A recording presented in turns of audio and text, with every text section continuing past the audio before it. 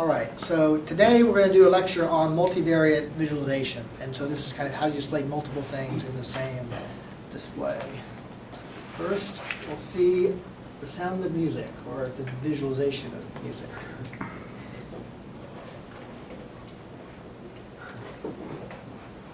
So this is an abstract visualization task.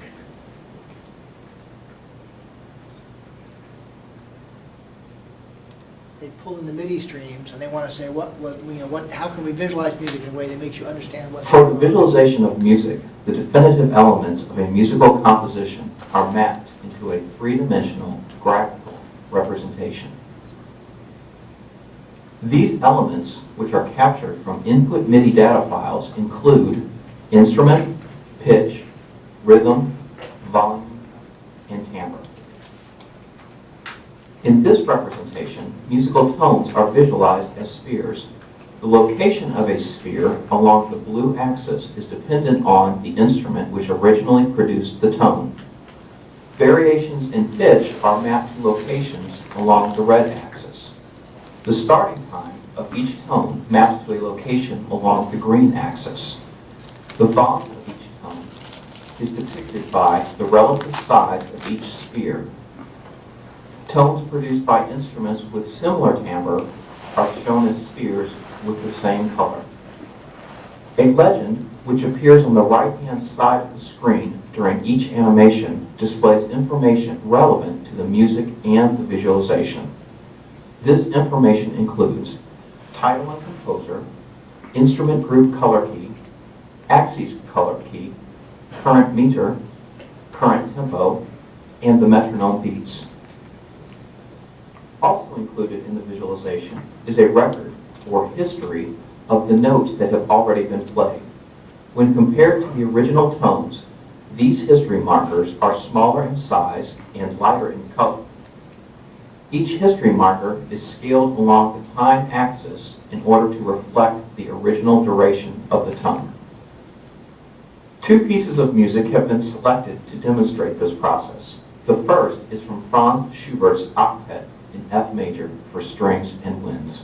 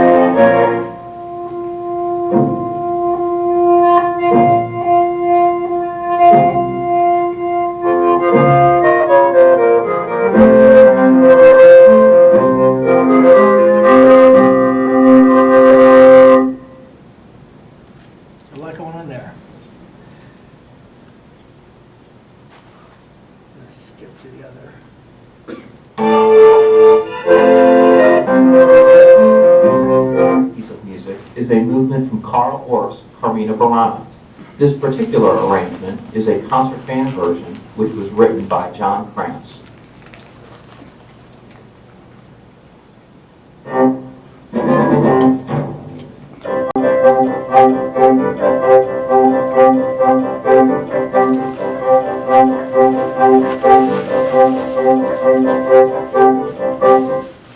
All right, so I try to think about, this is not how I would want to listen to music, right? But if I want to analyze things and see differences, certainly you can see volume, or the overall thing shows up as a bright strobe. You get kind of different regions in space. The mapping is not entirely clear what the timbre to space mapping is, but there is one, and you can see relative instruments going together. It's got a time history, right? Now the time history is mixed in with 3D with a space here, so the animation of rotation really helps us understand what the shapes are. And in the next homework, you're actually going to show you how to rotate the camera. You can also then pan the camera, and you're going to be able to turn in animations. And so it may help to kind of show more of what's going on than just a single viewpoint, right? It can help to disambiguate. I know people are struggling with how do I show what's from different viewpoints. Maybe I do multiple viewpoints. That may help with that as well. All right. So speaking of homework, homework 2 is due tonight. Sorry about the collision with the Duke game twice in a row. Again, private posted homepage. Homework 4 has actually been posted, and homework 3 has been posted. Homework 3, don't get confused. We're gonna, and that's for your benefit whenever you want to look at how to do the tutorials and how to do vector visualization. And then in class next Tuesday, we're gonna work through that example, not something you need to do for kind of homework for grading. Homework 4 and the teams, I didn't send the team list out. That was a mistake. Let me send the team list out.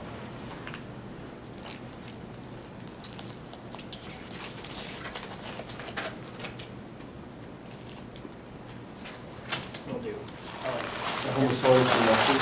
Say again? Homework 4 is due next Homework week. will be due next week. Yeah, we're basically skipping homework 3. All right, so team dynamics. You've started to encounter this, right? So working a team is good because you can do more work, and it's good because you can kind of have more ideas to brainstorm together. It's hard because scheduling, communication, and expectation management, right? So expectation management is one that often catches people by surprise, which is you have an idea of what I'm supposed to be doing in this project, and I have an idea of what I'm supposed to be doing, and it may not be the same. Similarly, the other way around. And so one thing to be sure of is the default is, you can work together on this at the same time. That makes everything pretty clear. Not everybody's schedule can handle that. Or you can clearly split the work and provide hard deadlines, right? So this is another way where we're in this together. If I don't see this work done by a certain time, I'm freaking out because I think maybe do I have to do this work? And so if everybody's kind of on the same page, communicating clearly back and forth, it can help a lot. It's not supposed to be the case that the leader is like doing all the work. I guess you figured this out.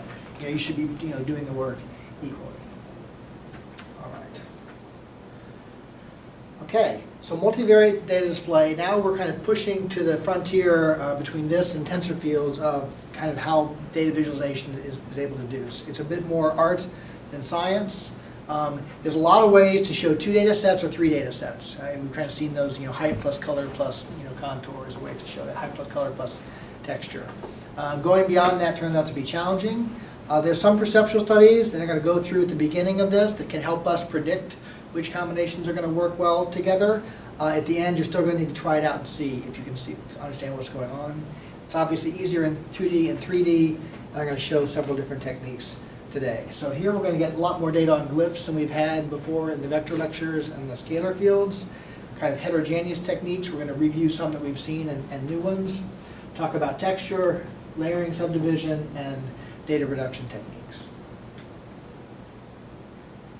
So glyphs, again, are a single graphical icon that has multiple data sets mapped onto it. Shape changes, color changes, motion can change, size can change.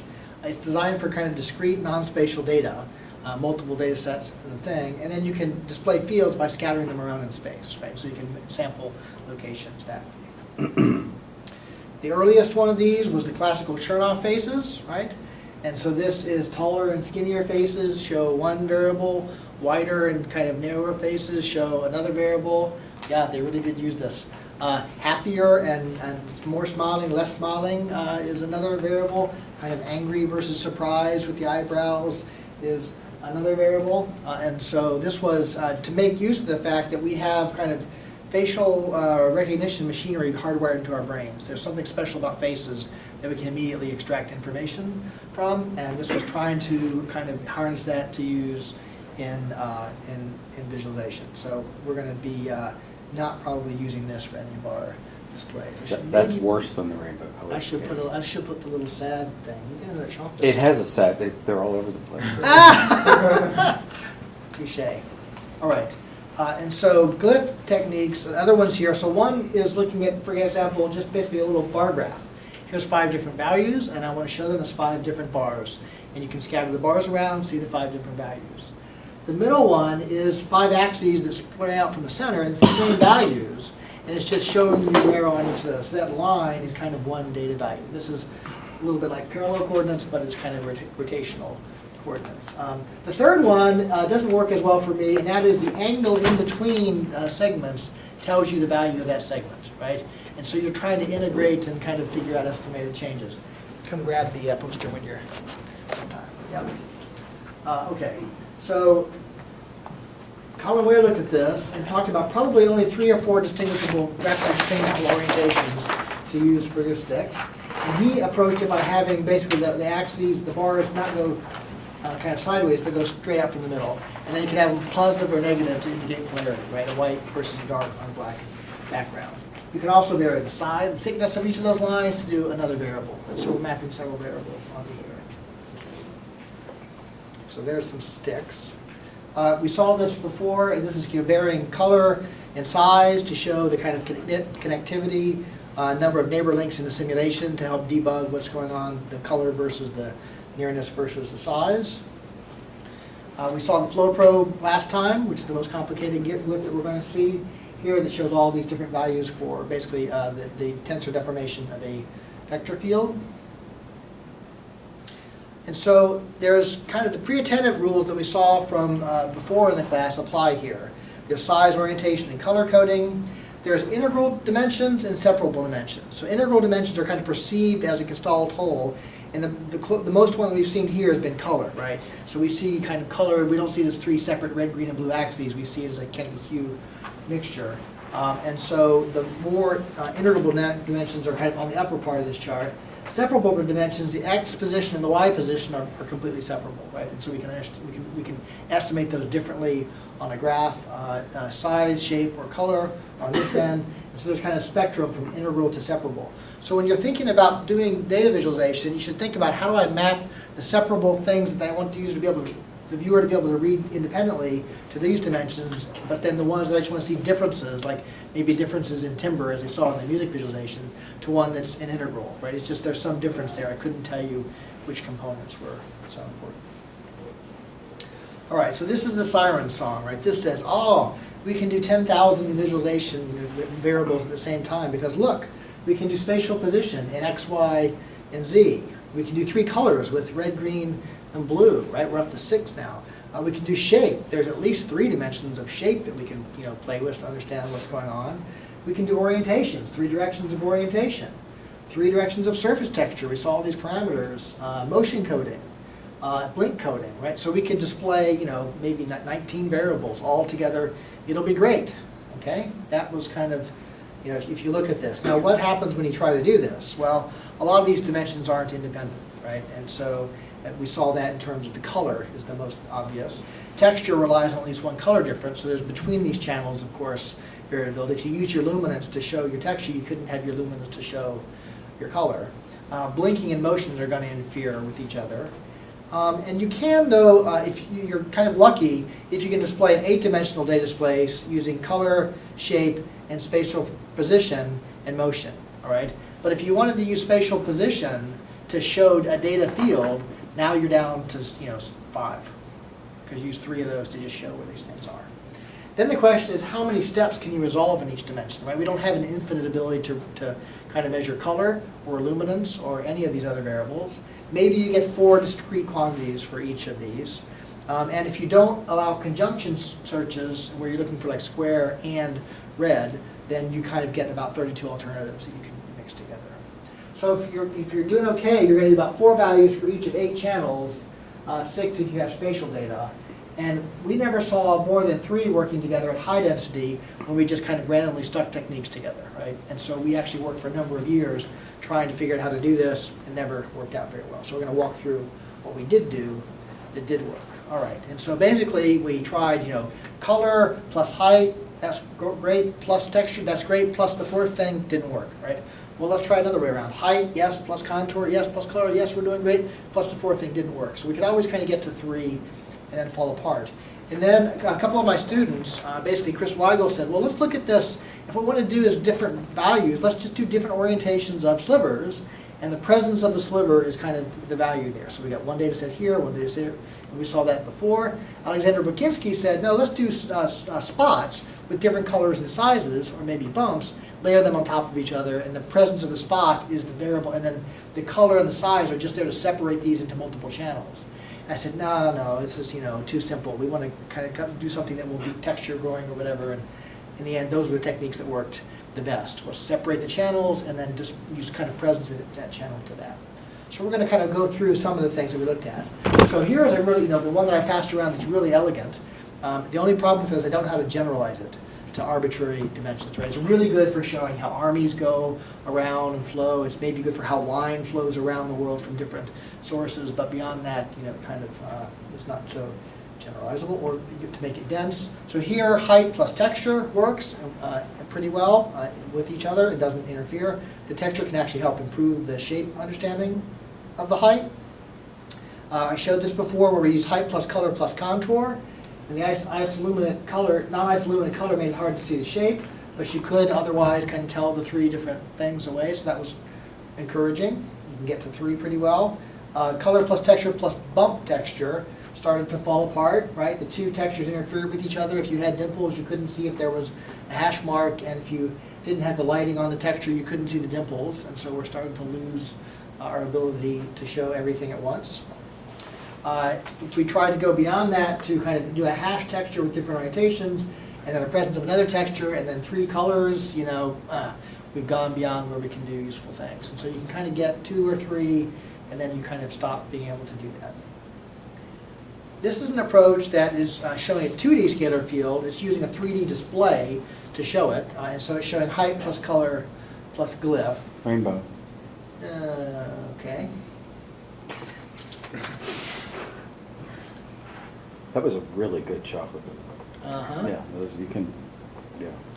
Be happy to point out all my rainbows for chocolates. That's right. I'm easy.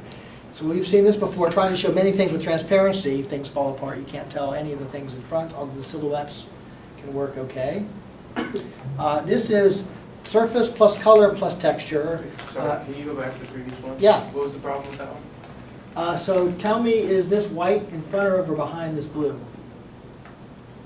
And Behind. tell me what the shape of the front of this white is near the blue. Yeah. So at the silhouettes, it works well, and otherwise you lose the front shape. So if you're looking at symmetric objects, it does well to provide context, but not in front as well.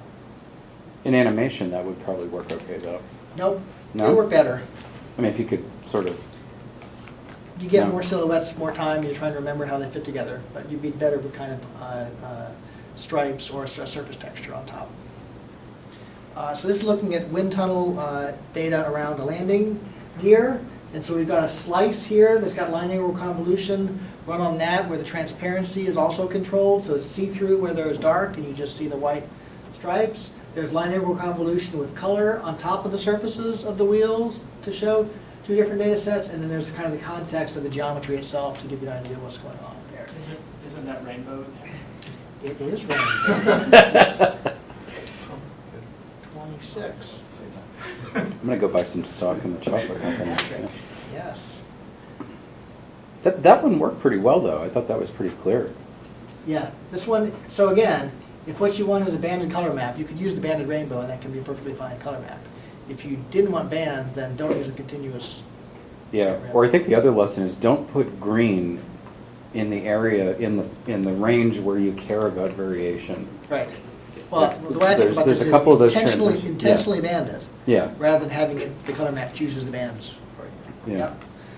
All right, and so then we're going to look at the question of how do you do texture-based multivariate 2D visualization. And here you're going to grow the texture to show multiple things in the texture itself by adjusting size, density, regularity, or different combinations of those, and then spot noise. Then that's kind of one approach, is to kind of make the texture 4-dimensional, 5-dimensional, 3-dimensional. Another approach that works beyond 4 scalar fields are kind of using the glyph itself, some characteristics to separate the glyphs into classes, and then just the presence of the glyph in each class shows you the value. All right, so texture dimensions. Chris Healy looked at the question of, what are the different ones. Here's looking at height of these texons is cultivation level. Now, we can argue about whether this is a sea of glyphs or whether it's a texture. And I don't really care what you call it, right? So the idea is you put these seas of glyphs, each one has some parameter, you put them together and they form a texture and you can understand the overall property. Density is the ground type, right? So how nearby these things are to each other is the ground type. grayscale shows the vegetation, right? So the bright versus dark shows the vegetation, and you can then see these three different things all shown on the same mapping. Here's drawn on a kind of a contour map over the U.S. to give you an idea of height as well. The 3D perspective kind of screws that one up. 'Cause I can't tell how tall the ones over in Alaska are compared to the ones in Arizona. Right, so you're saying you have a hard time measuring the height of this versus the height of this Yeah, because there's yeah. perspective going on. Yeah. If You tell have- it's high. If you had orthographic, I'm not sure that gets better. Get flat and then just do height measurements and try to do that. But then you've got the contrast surround effects of neighboring height. Or you have to go to differences. 3D, kind of whatever. You could spin it. All right, so this is looking at size, density, regularity, and hue to look at a typhoon around one of the islands of Japan. You can see the pressure building up here against one of the mountain ranges and then very low pressure range out here in the middle, and understand what's going on with kind of rain and temperature and pressure in the same display. You can see both kind of extra low areas and extra high areas in the same display. This is looking at size, density, orientation, and color. Right, so here we've gone beyond 3, and you know, as they get super dense, you start to lose the understanding of kind of the orientation. But other than that, they mix pretty well. They're using actually black borders around these, and so you can start to see some of the boundaries, unless the whole thing fades to black. And then they use kind of a middling brightness background of a contrasting hue, so you can see both above and below average, right? And so they crispen the color now using the background. If they pick a black background, that would highlight the front things more, but you couldn't as easily kind of pretendably see the dark, extra dark regions. All right, so spot noise is an approach that basically takes little texture elements and splats them down on top of each other. You can change their size, you can change their orientation based on data, and that produces something that effectively looks like lick if it's done in one orientation, where you kind of got little kind of linear, long black and white texons that kind of get changed. It ends up like linear convolution. I did see the rainbow on this one. All right. Another approach for bivariate maps is given here by Colin Ware. And so you've got kind of positive symbols and negative symbols that have increasing number of marks on them to show you different regions of texture, right? And so it's forming, you know, you can see which ones are the same, and then we'll need to infer kind of which shape generating that. Here's a set of different ones, positive and negative, and then kind of increasing or decreasing. This gives you an idea here. And then you map this on top of a color map. You can kind of see both of these things and how they vary with respect to each other.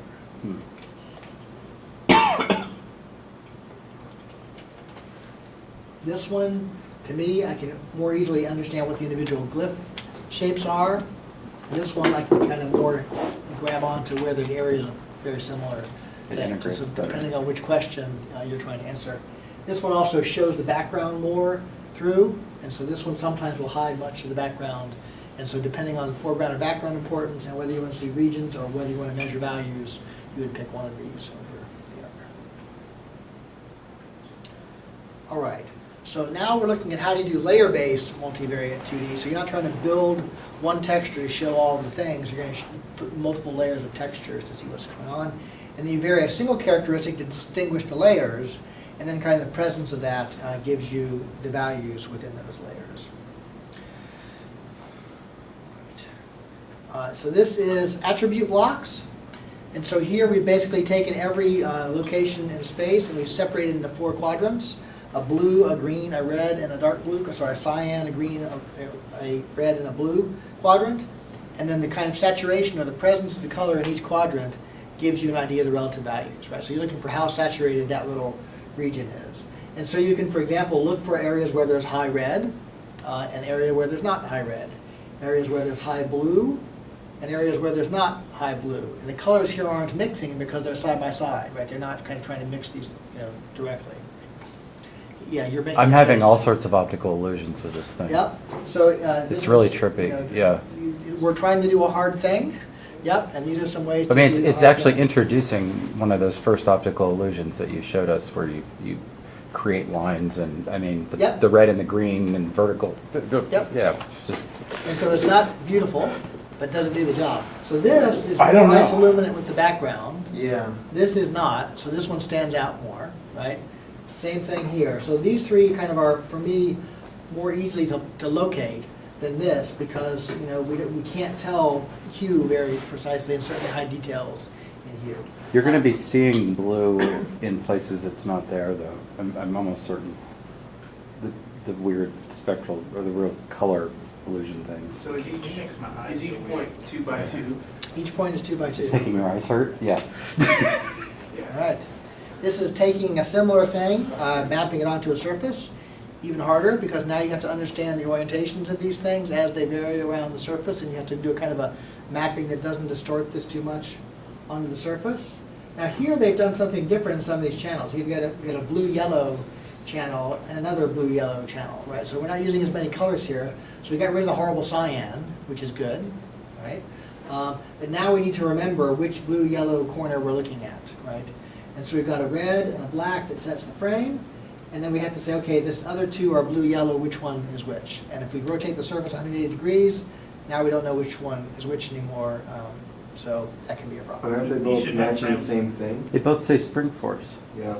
Okay, so here it doesn't matter. Here you didn't need to use as many, right? That makes it easy. Strain temperature. Why are there 2 spring forces? Because they had only 3 variables to show, and yeah, and they wanted to get rid of the horrible cyan. So this one was kind of showing 4 things. One of them you had trouble with the cyan. This is showing 3 things, and you don't have the trouble with the cyan, but you don't get 4 things. All right, this is looking at it on a parametric surface, right? So this is mapping it onto a torus. Now here we've got the little frame is a 3 by 3 frame. If you have at least some of the colors present in the data, then you can figure out what the local frame is. And then each square is a particular, right, so here's, again, these 3 are mapped to the same, these are mapped to the same, and this is mapped to the same. So this gives you kind of little 3 attribute blocks, another way to do 3 on the surface. Now here, the lighting and the coloring is really interfering with each other, and so we're having a hard time seeing the shape of the surface, but at a better time seeing the data on the surface. So this is a case where you cared more about what the data was, and the surface was pretty easy to understand, and a torus is in fact pretty easy to. It's washing out the blue and the Understand. red, though. Yep. All right, this is cutting up space in a different way. So this is using little hex tiles. And so here we've got basically the same color map in every one of these tiles, but they're grouped and they mean 4 different things. All right, so here we're saying same color map always means the same thing. Don't have to have so much trouble with the colors mixing. And so it's looking at employment, affluence, bachelor's degree level, and income. And it's looking all over different counties of a state and trying to understand, okay, so here there's a bunch of average values. Here there's a high green, there's no red. Here there's some red and green mixture, right? They don't vary together, they vary opposite each other. So you can look, you know, here is a completely red zone. And so you can look at where these variables vary the same way as you expect them, where they vary differently than you expect them, where they're high or where they're low. You can't as easily go take one value now and look over the whole field for it, because you can't just look for where's their red. No, where's their red in the lower left corner is the thing you're looking for. So this does let you kind of look at the relative values locally and kind of get a good idea of the same color map, and doesn't make your brain hurt or your eyes go cross. All right, you can basically, it turns out you can tile the surface, I didn't know this, with an arbitrary number of, kind of elements that have an arbitrary number of elements. And so here's the tiling you do from n equals 3 to n equals 10, if you want to use this in your system. All right, so we saw before, an earlier lecture, this oriented slivers. So here we're trying to show 4 different orientations. There's vertical, this diagonal, horizontal, and that diagonal. And of course, this is the same as this, so we're out of options after we've done this. You can do a little bit narrower orientations. This is actually showing 4 different orientations of carbon nanotubes laid down on the surface, looked at with Raman spectroscopy. What the heck does that mean?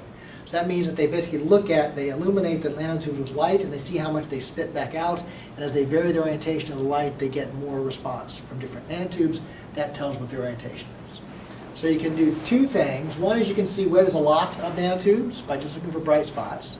And the second thing you can do is in an area, say what's the relative amount of which is the most and which is least of those 4 orientations of nanotubes. So this is a flat surface? This is a 2D surface. It looks like it's got a bump there because we perceive everything as having illumination. But indeed, this is a 2D planar surface viewed from above. All right, so this is the case where you want to see both the high ones and the low ones pop out. So the background luminance now is middling in between, and now you kind of see where there's really dark ones, you see where there's really bright ones.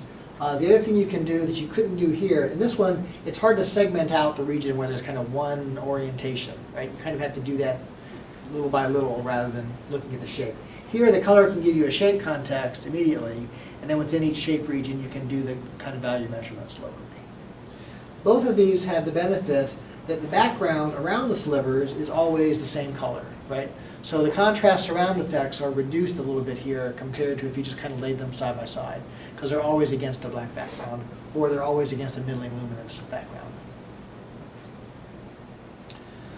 All right, so user studies show that 15-degree orientation could be easily seen, and so you can show 7 data sets in this, and so 7 is more than the 3 we were able to get before, so yay, he wins.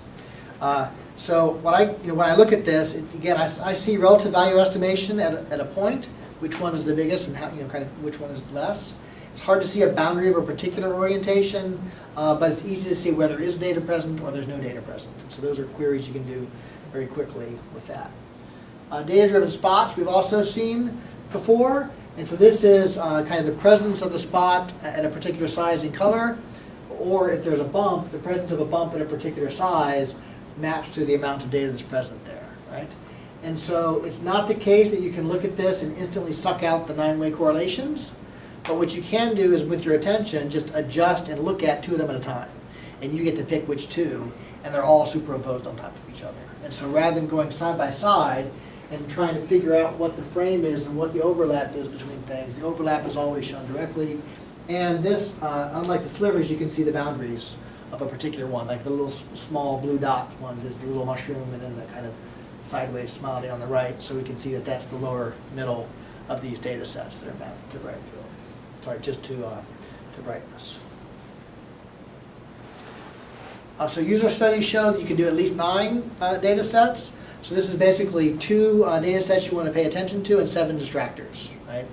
And so Alexander showed that if you display data this way, people could draw the intersection of the 2 regions just as well as if you just showed them the intersection shape to draw. So people are remarkably good at understanding this. And here the boundaries can be seen very well. So it turns out that animation of one of the or more of these is very effective. It shows areas with low values, and it sweeps over the entire region. So when we looked at this one, the one that had big spots, you can't very reliably see a high density boundary because there aren't enough spots to do that, right? The fact that there's no spot doesn't mean that there's a boundary there, it just means that there's no spot. If you move them over time, then you can see the boundaries at high resolution. And it also highlights the data sets of interest. So let's look at this guy.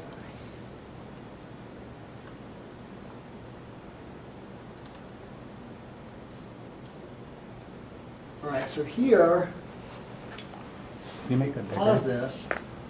There's red dots, there's blue dots, there's green dots, there's white dots. Right, the white dots are really easy to see down along here. You can see them up here, but they're not so easy to see here until you put them in motion. And then suddenly you can pull them out, right? And also they kind of fall off the edge of the geometry, and you can see there's a little island out here that we didn't notice was going on there.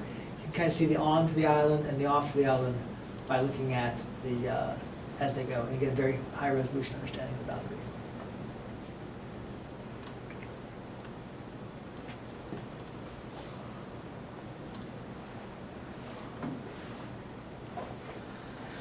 So Mark Livingston and Jonathan Decker looked at the question of, well, here are several different visualization techniques you can use to do multiple variables. Let's actually evaluate them and see how well they work, not just look at them and say, okay, are they good? So they did looked at strokes with different intensities, hue, orientation, width, and length, data-driven spots, oriented slivers, a color blend, right? So this is, here's the 5 different colors, and they blend them together, and when you're trying to estimate the value by picking the color, right? This one was clearly the one that was not going to work as well as the others, but it's something you might imagine doing. And then they also did one here where they have 5 different values where the colors kind of showed you the values, right? And so this is kind of like the bar graph, and it's using color, a single color map to show you what's going on in that. And so they asked basically for the region with the largest trend, and you had to compare 2 of the 5 channels to answer the test, and it was different 2 of the 5 every time. And so here was the different slivers orientation, the data-driven spots. So this is the oriented slivers, colors, and the 5 channels. So what they found was that basically, you could do the data-driven spots, the blending, the workload, because it's kind of how hard it was to do, and this was the errors. And so on 2 different questions. And so data-driven spots did pretty well, blending did okay, slivers did okay. So this kind of gives you an idea for different questions, different techniques, which ones you would want to use to help answer the question.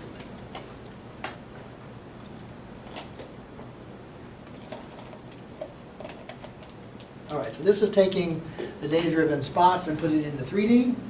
And so here we've got choline, creatine, NNA, and one other metabolite inside of a brain around a tumor. The black slice in the background with a high resolution brightness on it is kind of MR slice through the tumor. And then these other spots are floating over. The bigger green dots are where there's high creatine. The bigger yellow dots are where there's higher NA. And you can look at what's the relationship among these 4 variables in 3 space as it moves around.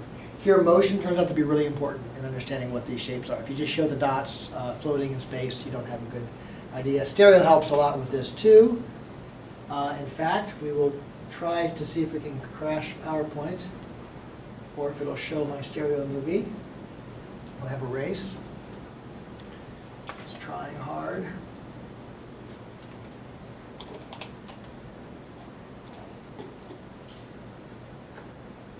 Crash PowerPoint. Fail. Right.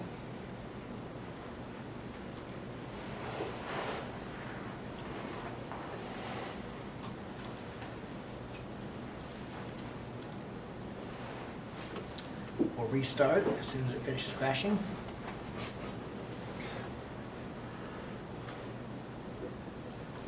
It's like, I don't know how to deal with this many video cards.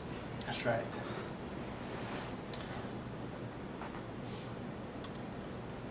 All right, we'll try Task Manager.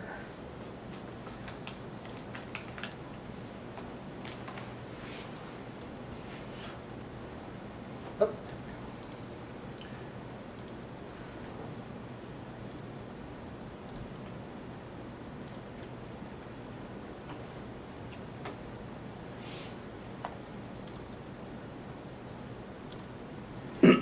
okay, so this is a cross-eyed stereogram coming your way eventually. All right, so if you get straight back from the screen, you cross your eyes, you can fuse those 2 sets of frames into one image, and you'll see a 3D percept of these objects moving in space. And it's trying very, very hard to load this into a movie to also put this in motion and let you see what's going on. So here we're going to trade off screen resolution for stereo depth, right? So we have to have smaller pictures. If you can actually cross them, it actually helps really with the understanding of what's Cross your eyes. going on. Yep. So you put your finger about that far in front. You want to overlap those 2 images and then move your eyes back and forth until those 4 kind of angle brackets at the edges overlap. Then you can move your finger back down out of the way, and you should have a stereo display. For me, it doesn't work at all if my head is tilted too much to the side because the things don't line up.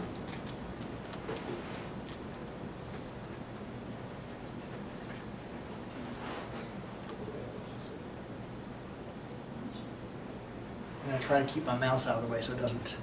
And put your finger below, don't put it right in between. That way you can just go over your finger and use it as a guide, focus on that, and it'll bring the two into alignment. Then you can fuse the two, and then you bring your finger back down away. Or racing the fusing versus the video starting and see who wins.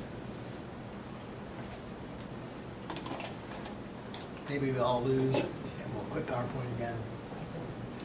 This is just giving me a headache. All right. It works great on my laptop in my office. Not so well if you're off axis here. Probably needed to fill more of your focal point.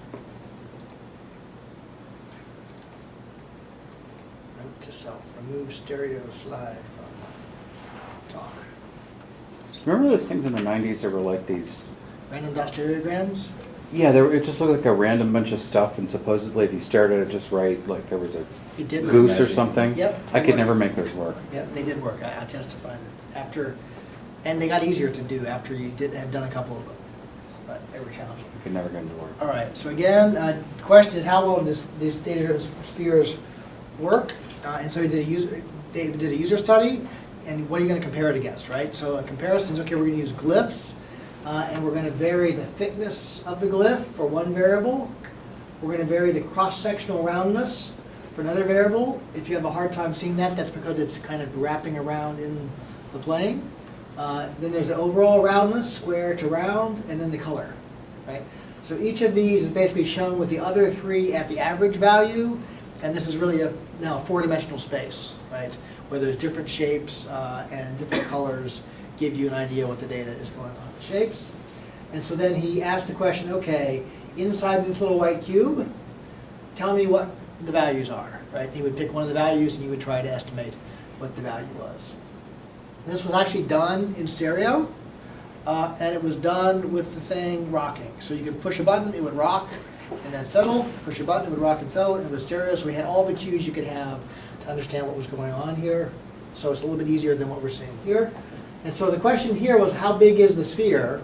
And here we've got all the perspective issues you were mentioning. Well, you have to know kind of how far back it is. So one question was, how do you put the legend in this display, right? Because it's sphere size. And so for this, he chose to put the legend along the axes of the cube. So the sphere legend was in 3D, and it varied the same way things do in 3D. So you had to estimate kind of how big was the sphere in here, or whichever one you happen to map onto, and God help you if it was cross-sectional roundness, right? Understanding the measurement of this, right? The point was, these were the best four you could do for glyph shape. You're kind of out of choices after you started getting three. All right, so how well did it do?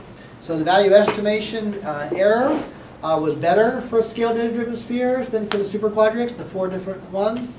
And it was a little bit faster, not much faster, but significantly.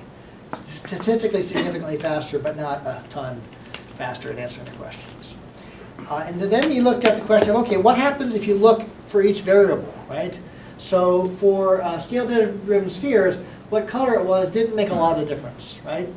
You were a little teeny bit worse at yellow, but everything else, you were pretty much the same. Here, you were actually pretty good at thickness, not too bad at roundness, and good at color, but really terrible at this cross-sectional roundness, right? So if you wanted the user to be able to answer equally about all four quantities, you were happier with the scale data-driven spheres, and also overall they were a better metric for that. All right. Here is the other task. This is saying, okay, we've got four blobs here, and they're four Gaussian blobs. Two of them are linearly related to each other, and the other two are not related to either of the first two. Pick which two are the two that are related to each other. All right. So the question is it the green and the yellow that are kind of the same data set, but maybe a little bit scaled, or is it the green and the red, or is it the green and the blue, right? And over here it was kind of which of these are related to each other in the same way. Is cross-sectional roundness the same varying as color, or is kind of thickness the same as cross-sectional roundness, and so forth. All right, so for this task, scale data-driven spheres was way better. In fact, superquadrics were kind of down at the chance level. People would basically say, oh God, let me hope it'd be color, and then would pick one other one, right? Otherwise, they basically were having a real hard time with the task. It took them a lot longer to get the wrong answer, and they might as well have just guessed with the super quadrants. And so, yeah, you can do, so the idea of doing kind of one color, the color thing to separate the channels and then show the channels work much better than the kind of let's show all the different things together. And then this was error frequency, again, versus other things. So they pretty much always guessed color because they could at least see color. And then they would hope that it was one of the other ones. And that led them to kind of mistakenly. So you basically have one color channel and one space, one shape channel. Yeah. So And if if you did try to two, it triplex probably would've- the space channel, or the shape channel, you get You 3 got a times lot. worse. Yeah. Yep. Yeah. All right, so in this case, the conclusions they made was layered. In this case, in 3D was better than heterogeneous. Hope, yeah. The value estimation, the spheres were much, were better, and for correlation, they were a whole lot better. And the motion seemed to help, right? So one of the things you do when you do user studies is measure variables carefully. The other thing you do is you ask the people, tell me what you thought about this, and you'll often learn like things you didn't think of learning about your technique just from the comments. You can't state those as strongly with p-values, but you can make recommendations for. All right, so Madhura Padkey kind of tried to take this one step forward and said, okay, what can we vary over time in these displays in addition to kind of varying them over space? So can we change their shapes? Can we change their colors? Can we change their sizes over time? And then do pairwise comparisons between regions. And so I've got a video of this.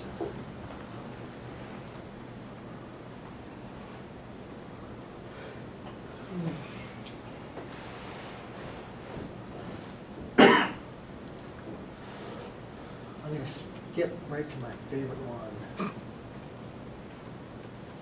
All right. So this is looking at different data values. It's basically the size is what's encoding the value. And the size is going to go from off to a kind of a maximum and then back to off for each of these values. And the colors separate channels. So here we've got kind of 4 different simulation runs, a yellow one, a green one, a cyan one, and a red one. And we're cycling through showing kind of pairwise each one at a time and trying to understand what the relative shapes of these are, right? So your task is to kind of watch one cycle through and kind of remember, but since they're right next to each other, remember not very long, kind of what the maximum size of that was and get an idea of the overall shape. So what's the green shape versus the blue shape, what's the red shape, what's the other shape, and so forth. It'd be better if they all had different frequencies, so you could, we never really seen like the green paired up with the orange. Yep, so one of the things you can actually choose is how many overlap. Yeah. And so you can, in fact, see all 3 together, and then you have a harder time seeing the shapes, so you can squish them. But you're right, if you change the frequency or change the order, you would eventually see Do all 12 the one. permutations. Yep. Are you going to argue that this is better than having 4 pictures next to each other? I am Because I would not going to yeah. argue that. Yeah, because this seems like a horrible way to try to compare these 4 data sets. I am actually going to argue that it turns out unless there's no reference when you put them side by side, and so it can be a real challenge to understand what's Just put a going on. grid behind it or something. Yeah, you can try to do that. Then you're in 3D. Or give me grids. 4 transparencies and let me, So I'm not going to argue that this is better than swapping back and forth between the two in a particular occasion. This is essentially swapping back and forth in a way that if you had to do a video and you didn't have interactions, you could show.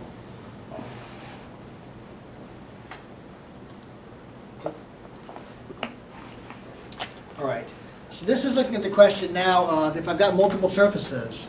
Some of you guys are struggling with a question very similar to this today, I guess. I wish I could do all the lectures first, right?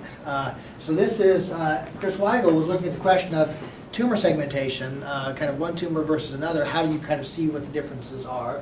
So this is an apple and a pear. So free thing that took a long time to figure out. If you want to compare shapes with each other, you want to use fruit.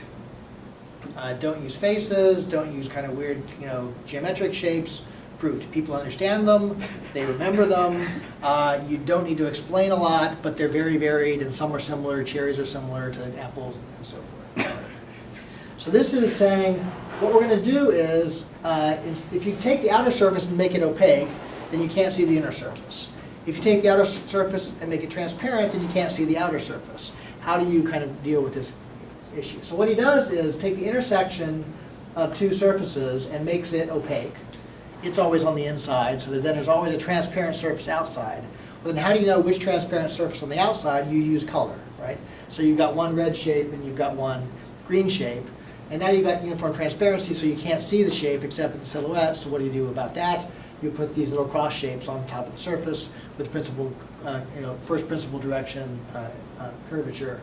And then, how do you measure the distances better? Well, you can actually do these curved drop lines. They go from one surface to the other. Well, where do you take those drop lines? Well, if you kind of put this into one higher dimensional space and run the heat diffusion equation on it, that will tell you the gradient direction between the surfaces, and then you run down along the line of the gradient.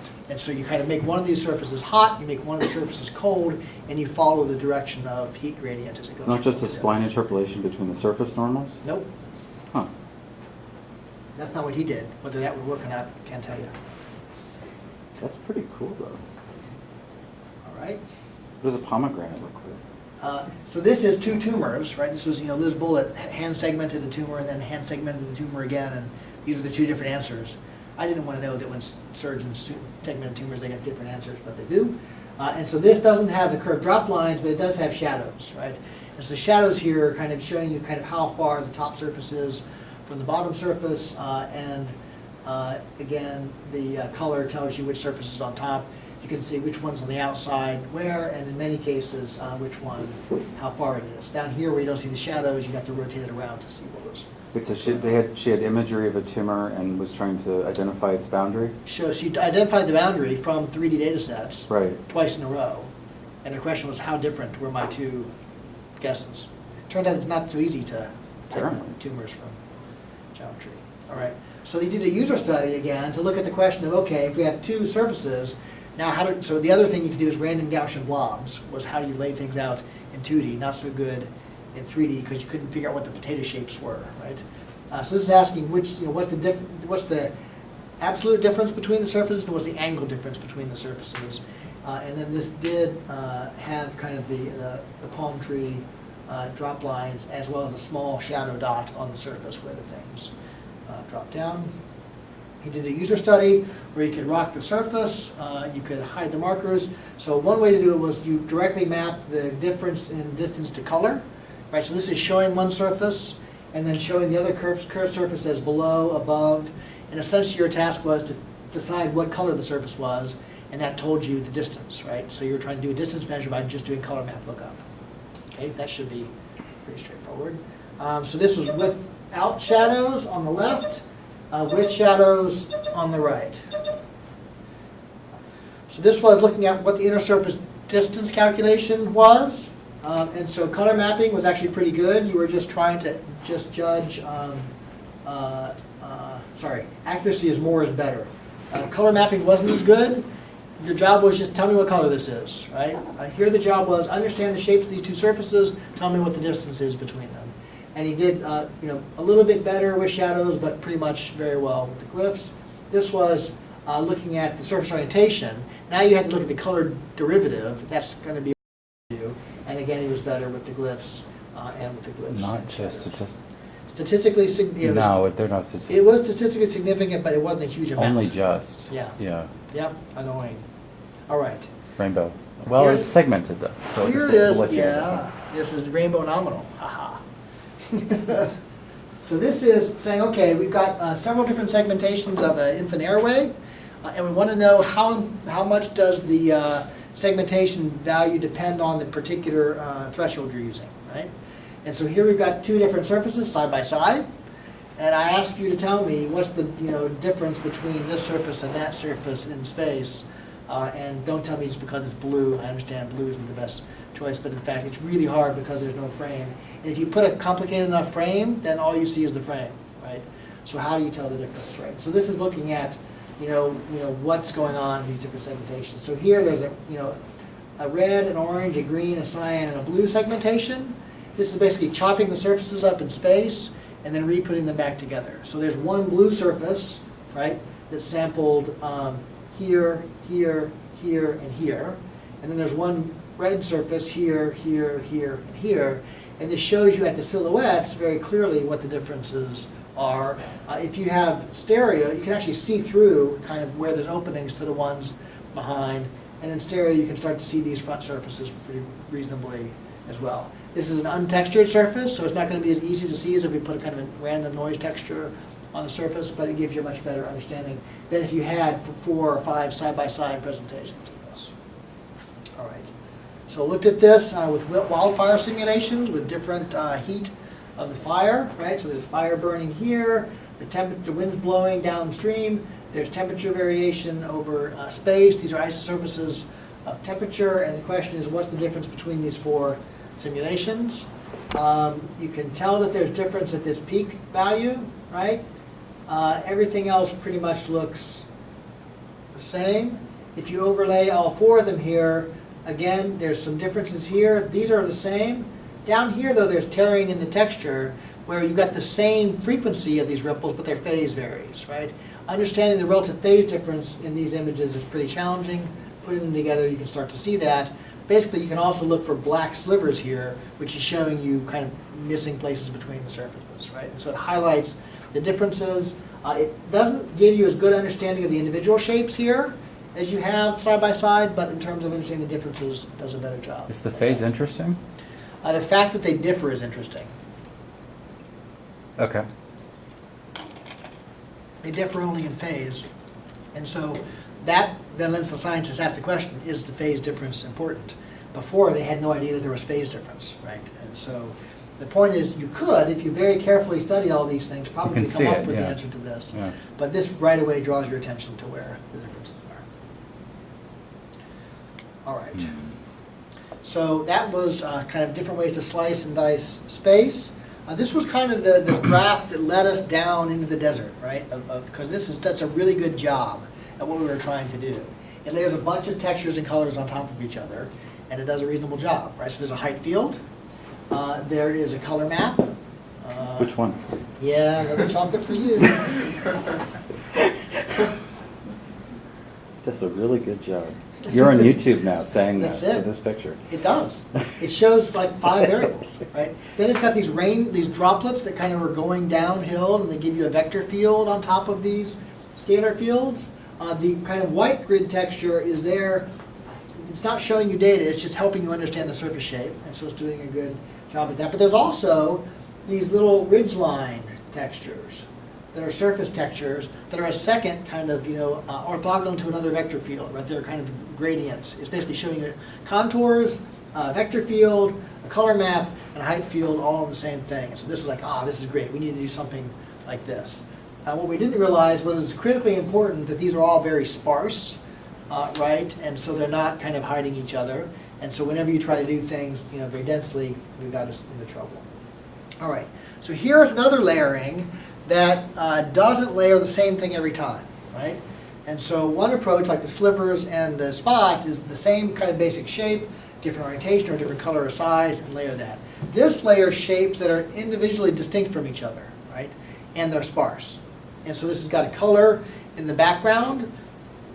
It's got these kind of light and light, low contrast, and kind of different shaped with kind of flat shaded or kind of a spot in the center ellipsoids. And then it's got this vector field on top. And they're, again, all sparse enough that you can see through the vector field to the ellipses, through the ellipses to the color. So this we get kind of 3 things, but the 3 things here are a scalar field, a tensor field, and a vector field. This is something a little bit more challenging to read. This is looking at color plus texture plus sparse glyphs to understand the mouse spinal cord, right? And so there's a texture underlayer, a color layer, and ellipsoidal glyphs. Now here, the frequency of change on the mouse glyph is telling you that the orientation of this ellipsoid in Z, right? So you're looking at X, Y, and Z you have to infer from frequency, and so you're trying to combine those. So it's a little bit challenging to see those, but the layering shows you, lets you at least do that. So this is looking at linear convolution, but instead of using kind of random, all bright things, it actually takes each resulting white sliver and colors it according to a particular data set with a saturation color map, right? And so we go basically red, blue, green, and orange. Let me zoom in a little bit on this. So you can see individual green, red, no blue here, lots of blue here, none of the others. Red and blue, but not much else going on here. So again, this separates, it's kind of thinking about weaving metaphor, where you can see the individual threads as you come in close enough to the tapestry, and they don't mix the color. And so this is doing kind of data-driven spots, but on a vector field, right? So you're seeing 4 scalar fields on top of the vector field by coloring the underlying vector field elements that you use for linear rule convolution.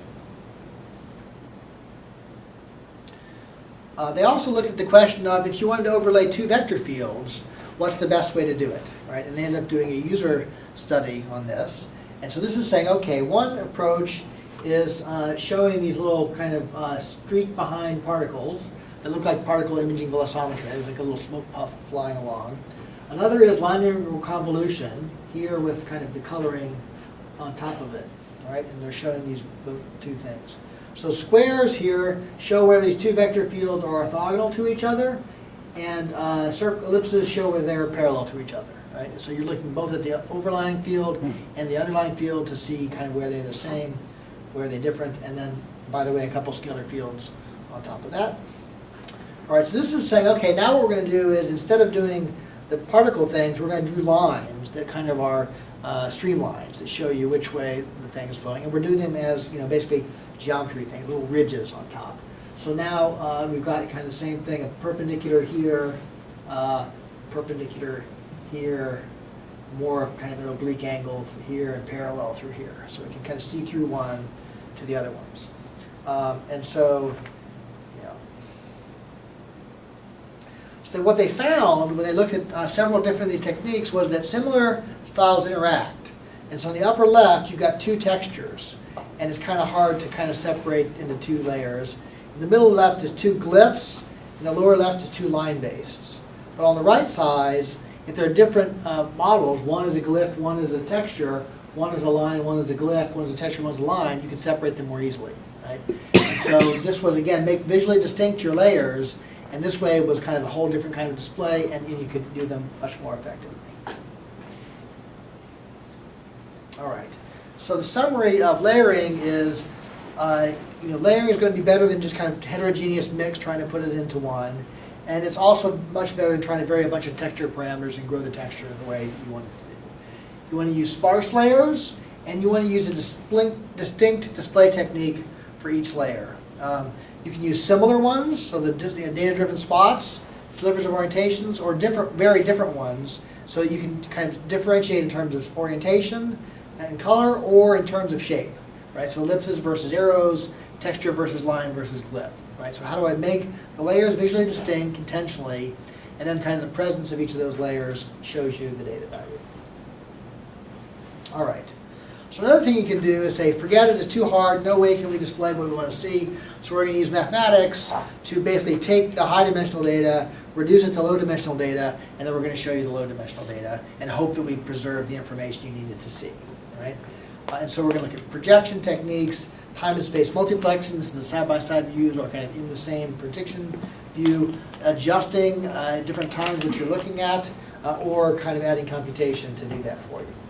So here is one approach, which basically says I've got an n-dimensional field data set. I want to look at kind of 2D projection or 1D projection. So here's a 2D to 1D projection of this data set. Basically says, what I want to know is, what are the principal components of this? Which are the axes that most of the variance is along, right? And they may not be the coordinate axes, right? So in this case, it's not the coordinate axes. The axis around most of this variance flows is here, right? So if you could only show me one dimension in this data, it wasn't the x dimension, it wasn't the y dimension, it was this angled projection, right? So this is the direction I want to project on. And if you had 3 dimensions in which to project, you could do a larger dimensional space, project the 3 most important ones, and then see kind of what was going on. And then you can do an analysis of variance to say how much of the variance is captured in these 3 to give you an idea of how much are you missing by not seeing the other dimensions. But this basically is a closed form solution that will tell you which are the directions along which to project.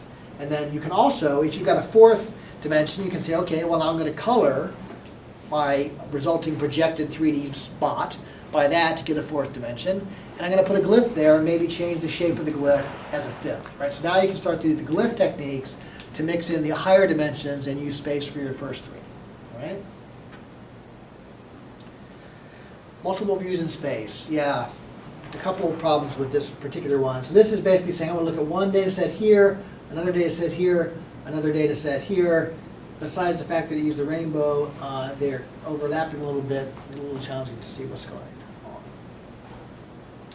All right, so this is multiple views in space, and this is one of my pet peeves. I've got a lot of pet peeves, I guess. I should let some of them go.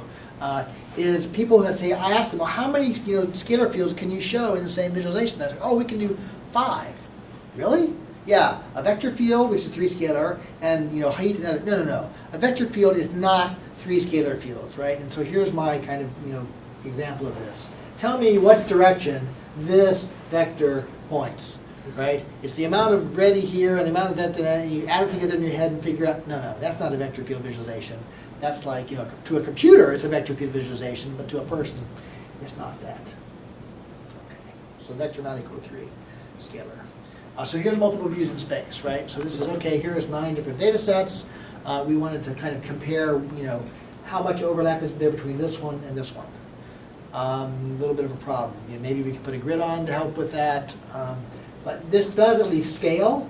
You can kind of put however many things you want, but then you've got the n choose 2 problem of kind of looking at all of them in space. This is the multiple views in time. Is it going?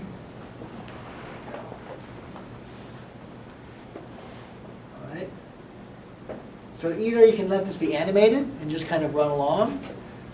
Probably better is to do user-controlled, because you're going to have to do all n choose 2 of them and then kind of cycle back around. If you animate, they're going to wait a long time for those to overlap. And so they could just pick these 2 and then toggle back and forth.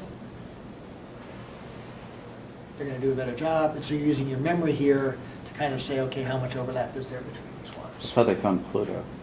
That's how they flew. Yeah. Found Pluto. Yeah, a better way to find Pluto is to look at stereogram and see where there's something popping out in Z. Right, if everything's staying still and something moves, no, you see motion. Yeah. It'll look like it pops out in Z. Well, they only had silver photographs back then. So. All right. So this is looking at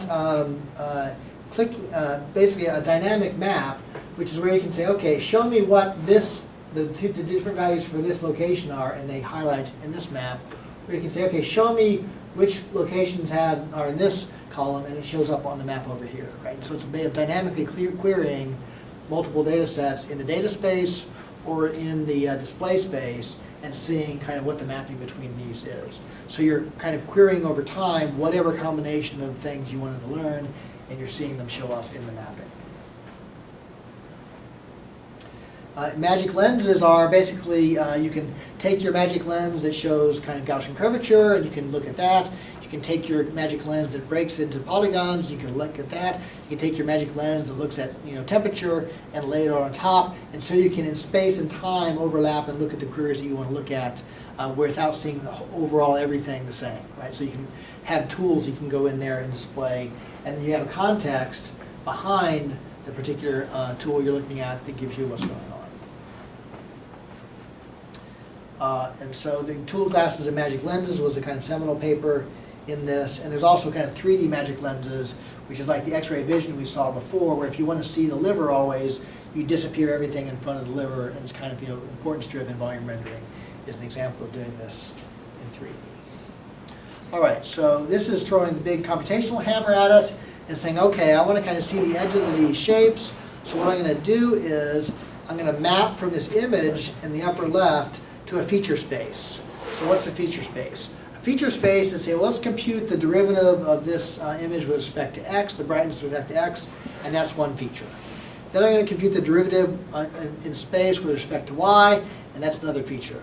Then I'm going to blur with a Gaussian of 2 pixels, and I'm going to repeat the dx and dy. That's 2 more features. So I've got this n-dimensional space where I've just thrown a bunch of math at this to get something about what's going on. And now I say, okay, let me now pick a place and go into this feature space and find me things that are nearby in feature space, and then bring those back to the image and show me the other things, right? And you're basically trying to do a separation space of things that are in and things that are out.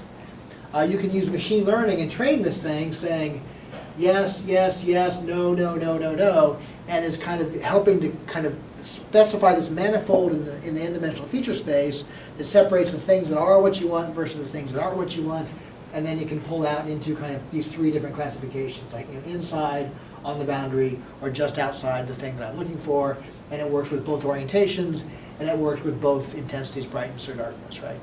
And so it basically figures out what the combination of these things are that are same in this feature space, and then pulls it back to a lower dimensional. All right, so we saw this before. You can do a generalized, feature, show me the vortex-like thing, show me the kind of, this is a saddle-like thing, and then pull that out as a feature, and then display the kind of lower dimension, the scalar field in 3 dimensions of that feature. This is extracting 3D surfaces of featureness in that space. All right, this is a more complicated version of this, looking at vector field topologies.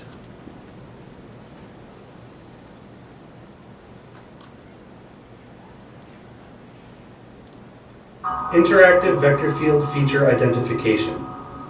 Research challenge. Scientists are collecting more detailed measurements of real phenomena.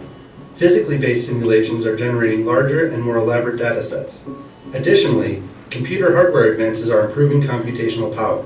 These factors contribute to and greatly motivate the need for new interactive vector field data exploration tools. System overview. The use of our system begins by loading a vector field dataset. Here, we load a synthetic dataset consisting of 2 singularities, a source and a sink. Next, we load analytically defined control points, an ideal laminar flow with aligned unit vectors, and a stationary neighborhood with 0 vectors. A graph is computed over the vector field points in attribute space. This is projected onto our interactive texture canvas, shown in the 2D projection view. The control point window, a linked view, will display the vector field neighborhood of the control points as we interact with the 2D projection view. Clicking and dragging the control points alters the linear system's boundary conditions, recomputing UV coordinates and modifying the projection. By using stationary and laminar control points, we choose to visualize the vector magnitude properties of the vector field. Using the brush dialog, we... All right, backing up several steps. Yeah. So they basically computed a number of features, and these are n-dimensional features, and they plop these features down in a plane, right? And so then they say, okay, you've got these 2 dots, they start on each other. Now you move these points in this 2D plane, so you've taken your n-dimensional feature space, which is 2 in this place, put it into a 2D plane, and you can separate these things in the plane. And then all these blue dots are pixels from the image, and where they fall between laminar flow and stationary flow. And then you're basically coloring in this plane that you've moved these points around, and those colors go back onto the points in the image, right? And so you've moved these 2 features apart from each other in some way you want. You've colored in some way you want, and they show up here in that color. So it's like making your own color map. It's making your own color map in your own subspace of the thing. We paint multiple strokes on the canvas between the 2 control points to highlight level sets of speed. The UV Now, they're moving things around in this 2D space, and that's remapping the color to feature dependence in ways that let them UV system solves are performed at interactive rates, updating the visualization to reflect manipulations of the control points in real time. Selection of the vector glyphs executes graph traversals, displaying the most related neighbors within the vector field of the chosen glyph. In addition, Right, so this is like the one we saw before, where you say, I want things that are like this. It goes in the feature space and pick ones that are similar. What's that about graph traversal? And so this is the graph in feature space and looking at kind of a greedy neighbor search to say which ones are close to me in this space, and then kind of shows them grouped and close. in addition to loading control points from files, interesting regions of the data can be selected as control points, training the projection. By training the projection with All right, so there you said, let me pick this point. Now I've got a 3-dimensional space. Let me pick that point. Now I've got a 4-dimensional space. And I can pull these 4-dimensional points around in 2 dimensions, and the things warp around however they would do in projection to follow. with control points representing the source and sink singularities, we are able to dynamically refine the projection on the fly. With these new control points, we are able to classify the source and sink. Now they can tell, is this a source or this is a sink, because the things they were looking at were divergence or convergence. Source and sink critical regions within the vector field. Real-world data exploration. Here we show a All right, so we're out of time, but yeah, they can also do this on real-world data sets where you're trying to say, okay, where are the things that are like what I'm looking for? Very powerful tool for moving around dimensions and coloring things. Okay. All right, so we saw several different examples, some perceptual analysis and user studies of some of them, characteristics are known for some of them, and this is, if you're looking for a topic in kind of visualization, this is a good area to be thinking about how can we look around in this field. All right, I'll see you on Tuesday. Look forward to your homeworks at midnight. Hope to have good news about a basketball game before that.